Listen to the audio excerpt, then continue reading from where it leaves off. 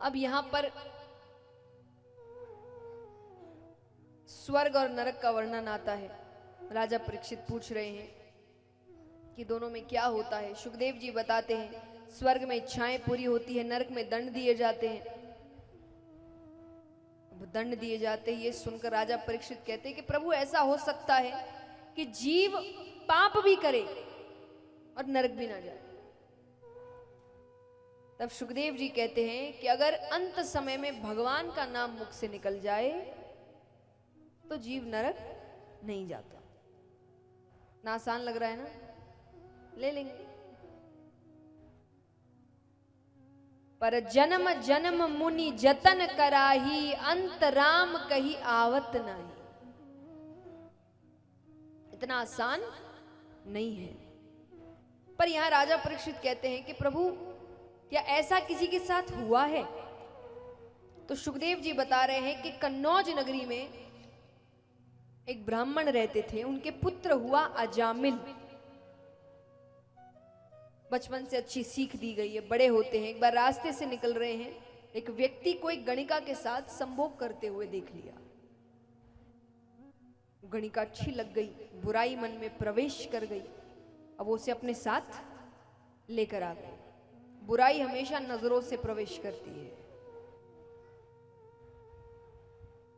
नजर बिगड़ी, मन बिगड़ा, मन बिगड़ा, स्वभाव बिगड़ा, स्वभाव बिगड़ा, चरित्र बिगड़ा, और जिसका चरित्र बिगड़ गया उसका तो जीवन ही बिगड़ गया।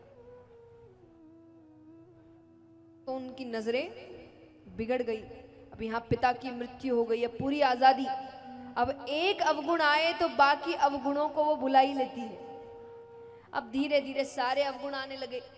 अब चोरी करना, डकैती करना, जुआ खेलना, नशा करना, सब काम करता वो।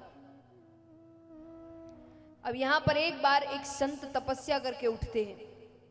अब उनको रात गुजारनी है, लेकिन किसी ब्राह्मण के घर पर। तो गांव वालों से पूछते हैं कि यहां किसी ब्राह्मण का घर है क्या? गांव वालों ने कहा घर तो है, पर वो ब्राह्मण कहलाने लायक नहीं है। उन्होंने कहा मुझे तो रात बितानी है बस। ठीक है, उससे कहा गया। अब उसने चोरी डकैती करके घर तो बड़ा खड़ा कर लिया था, एक कमरा दे दिया। अब रात में ऋषि ने सब कुछ समझ लिया कि कौन है, कैसे हुआ, क्या हुआ। सुबह जाने लग रहे तो उन्होंने कहा तुमने मेरी सहायता करी, कुछ वरदान में मांगना है तो मांगो। वो कहे सब है मेरे पास, कुछ नहीं चाहिए मुझे। तो बोले फिर मेरा एक और काम करोगे? बोले क्या? बोले तुम्हारी पत्नी अभी गर्भवती है, तुम्हें संतान होने वाली है। बोले उससे पहले भी उसे संतानें थी। तो उसने कहा तुम्हें एक और संतान होने वाली है? बोले हाँ होने वाली है। तो बोले तुम्हें पुत्र होने वाला है। बोले आपको कैसे पता? बोले मुझे पता है, और अगर मेरी बात सच साबित हुई तो तुम अपने बेटे का नाम नारायण रखना। क्या रखना? उसने कहा अगर पुत्र हुआ तो मैं नाम नारायण रखूंगा। अब वो तो चले गए। कुछ समय बाद जब संतान हुई तो उसे पुत्र ही हुआ, तो उसने अपने बेटे का नाम नारायण रखा। अब क्योंकि घर का सबसे छोटा बच्चा है तो मोह ज्यादा है। अब दिन भर उसके मुख में केवल एक ही नाम, नारायण इधर आना, नारायण कहाँ गया, नारायण को खिलाना, नारायण को घुमाना, नारायण को बिठाना, नारायण नारायण, दिन भर नारायण। साल बीते, अंत समय आया। अब यम के दूत लेने आए, उसे खींच कर ले जाने लगे कि डर के मारे वो जोर से चिल्लाता है नारायण मुझे बचाओ, नारायण मुझे बचाओ। भगवान तक आवाज जाती है। भगवान ने अपने पार्षदों से कहा देखो कौन बुला रहा है, उसकी सहायता करो। भगवान के पार्षदों को देखकर यम के दूत भाग गए। अब यमराज भगवान के पास आए कि आपके किसी भक्त का अंत समय होता है, मैं नहीं जाता, पर ऐसे पापी के लिए आपके पार्षद आए। भगवान कहते पापी हो पुण्य करने वाला हो, तुम्हें पता है जो अंत समय में मेरा नाम ले ले वो नरक। अरे यमराज कहे आपका नाम नहीं ले रहा था, वो अपने पुत्र नारायण का नाम ले रहा था। भगवान कहते पुत्र समझकर, पिता समझकर, मित्र समझकर, शत्रु समझकर, नाम तो मेरा ही ले रहा था। बोलिए कृष्ण कन्हैया लाल की। देखिए ये सब ना भगवान के तरीके हैं आपको अपने करीब लाने के। जैसे कहता है ना कि माँ बाप, कई बार उनके घर में छोटा बच्चा है और माँ बाप बाहर की चीजों झंझट से आते हैं तो वो गुस्सा बच्चे पर उतर जाता है। अब छोटा बच्चा नादान है तो आपसे डर जाता है, आप डांट दिया चिल्लो डर जाता है, अब आपके पास नहीं आता।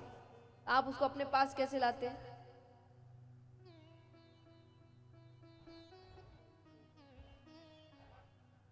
इससे लालच, आप लालच देते हैं। पहले के समय में चॉकलेट दिखाते थे, आइसक्रीम दिखाते थे, आजकल फोन दिखाते हैं, आईपैड टैब दिखाते हैं ना। ये देखकर बच्चा आपके यानी लालच देते हैं, वो लालच से आपके पास आता है। जब कई बार हमारे जीवन में दुख संकट आ जाते हैं, हम भगवान से दूर हो जाते, डर जाते हैं, तब भगवान हमें लालच देते हैं। अब देखिए सांसारिक लालच भगवान दे नहीं सकते, मतलब दे तो सकते हैं पर देकर फायदा नहीं है, क्योंकि व्यक्ति तो काम कर ही रहा है। अब धन दौलत का लालच देकर क्या हो गया? भगवान को नहीं मानने वाला भी तो धन दौलत कमा ही रहा है, वो तो व्यक्ति खुद कर ही रहा है। तो भगवान ऐसे लालच दे रहे जो आपके बस की नहीं है।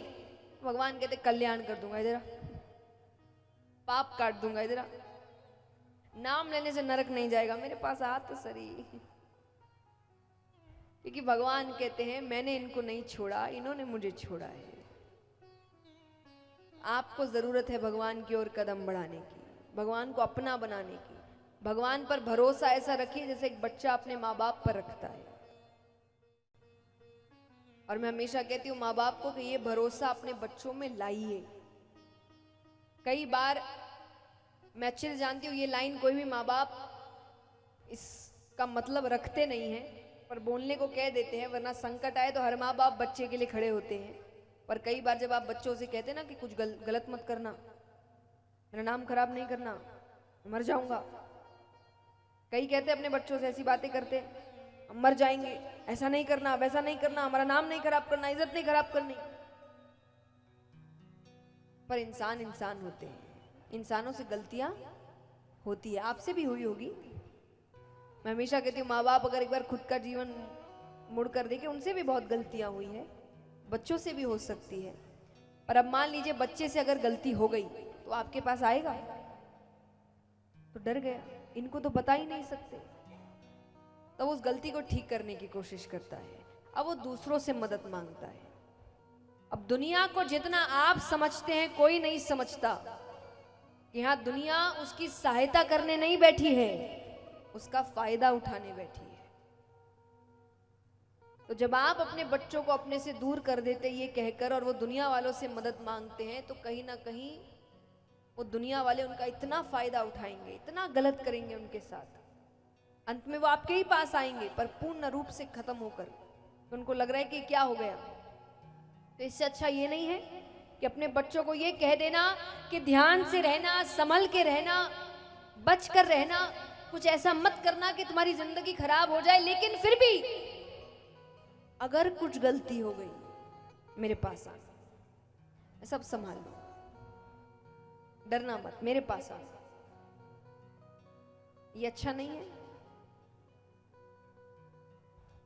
तो ऐसा विश्वास जिस बच्चे के मन में होता है ना कि वो कितनी भी बड़ी गलती कर ले, वो अपने माँ बाप के पास ही आता है, क्योंकि उसको पता है कि ये मुझे डांट लेंगे, ये मुझे मार भी लेंगे, पर बचाएंगे यही। ऐसा विश्वास भगवान पर लेकर आइए। जिस दिन ऐसा विश्वास आपको भगवान पर हो गया ना, उस दिन बड़े से बड़ा संकट भी आपके सामने आ जाए, आपको नहीं हिला सकता, क्योंकि आपका विश्वास भगवान पर है कि चाहे कुछ भी हो जाए वो मुझे हारने नहीं देगा।